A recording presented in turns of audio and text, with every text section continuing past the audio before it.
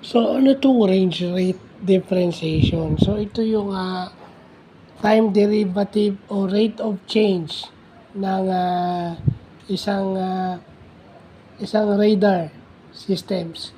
So, ang formula nito is change in, R o change in range over change in time. So, delta R over delta T. So, R2 minus R1 meaning final range minus initial range, then final time minus initial time. So yun. Pag sinabi mong time derivative, rate of change yan. So bukas na natin itatakay lahat yan. So mabuti na lang at meron tayong natutunang bago. No? May mga ganun pala. No? Ang basis nito is yung sa acceleration. No? Change in V over change in T, di ba? Pero yun, range sa radar. So, to associate, di ba? To associate that, no, parang familiar, iniba lang.